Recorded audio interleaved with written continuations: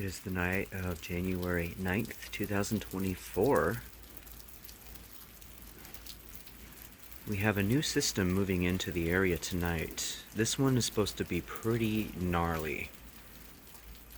They're predicting up to 60-mile-per-hour winds at some point during this system.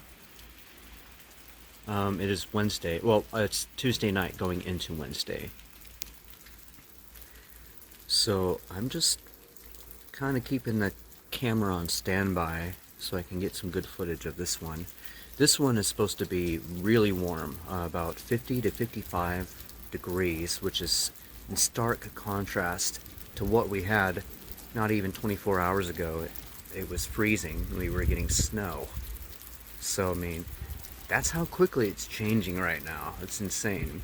But yeah, so this system coming up here for the next couple days, I do believe, is supposed to be pretty warm, mid-50s, and lots of rain, lots of wind.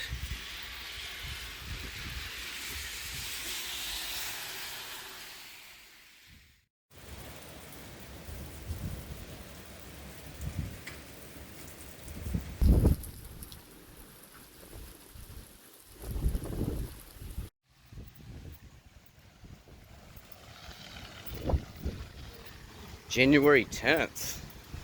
Storm that came through last night is pretty much gotten rid of most of the snow, and there was a lot of it. So you can imagine there might be some pockets of town with flooding.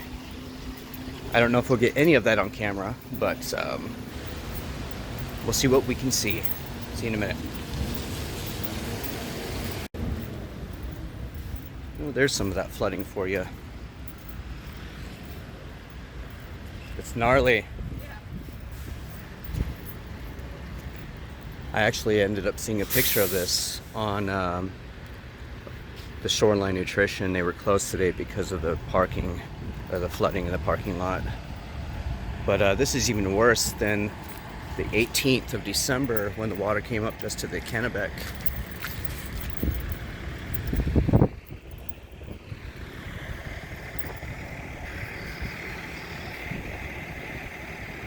Yeah, this is bound to make the news. Yeah, so yesterday all of this was one like big mountain of snow from the plows. Maybe a foot deep.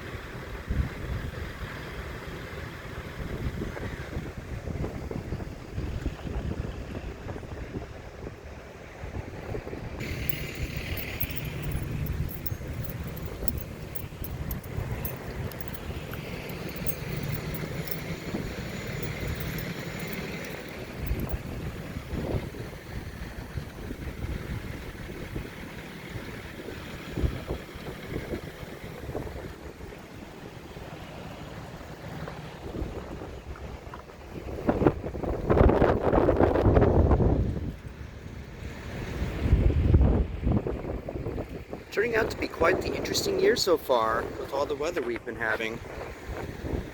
Kind of like it. Gives me something to put on YouTube for you. Makes for some good material. There's a car half buried in the water over there, half sunken. Yeah, that's not good. That's got to be right up in the grill.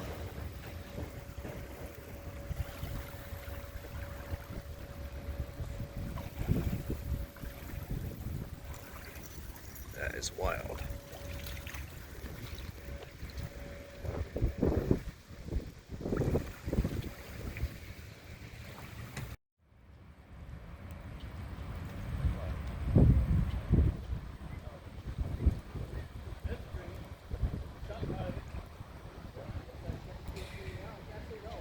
The water is going into the restaurant, and you can see the tide is still coming in. This is the highest it's ever been. Well, I'm sure that's been higher in the past, but for the folks that have been working in this part of town for years, they said this is the highest it's come up.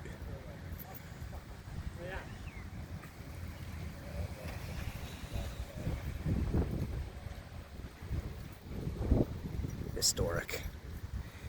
Unprecedented. What a mess.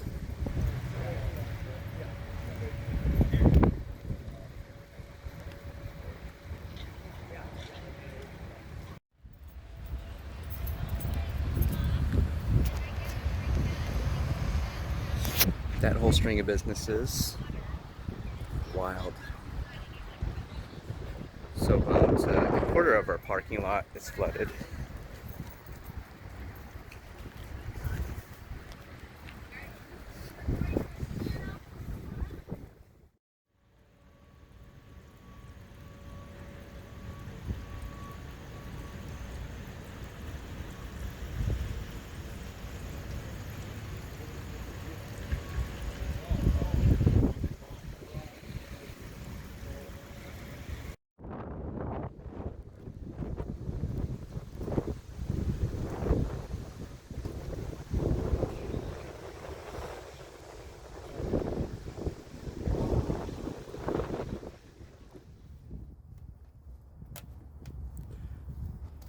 All right, everyone, I wanted to show you a little bit of the aftermath from the flooding that happened 2 days ago. And you can see little bits of it in the Kennebec, little bits of driftwood and debris that collected kind of in their patio area. Let me zoom in a little bit more. I'd get closer, but they have some folks doing some work inside, as I would expect. Probably trying to dry out everything, because yeah, the water level kind of dipped into the restaurant as much as I know. But look at this guy here. Look at this car. This is the infamous sunken car. It wasn't fully submerged, but it was close. I got some video of it. I'm going to throw it in with this clip here so you can see what it looked like from the back. I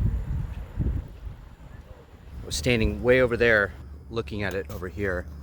So this car is pretty much pretty messed up, but the inside is compromised. You can kind of see through the window. I don't know where the owner is, but yeah, water got inside.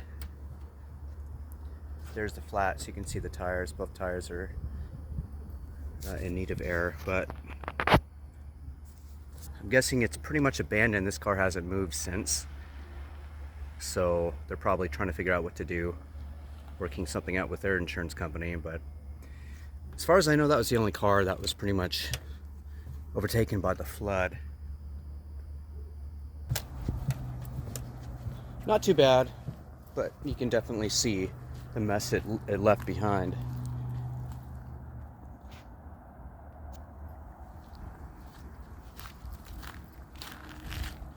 And there's a big piece right there.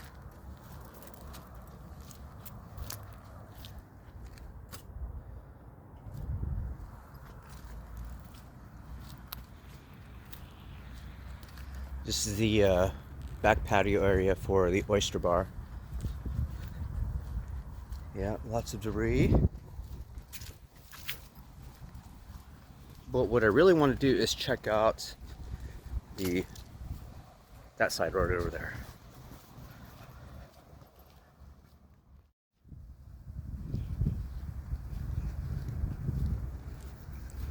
Yeah, there's little piles of it here and there. Not too bad. Like I said, they've cleaned up most of it. The city. That's a big piece right there. This is probably the biggest piece I've seen yet, while just on the park.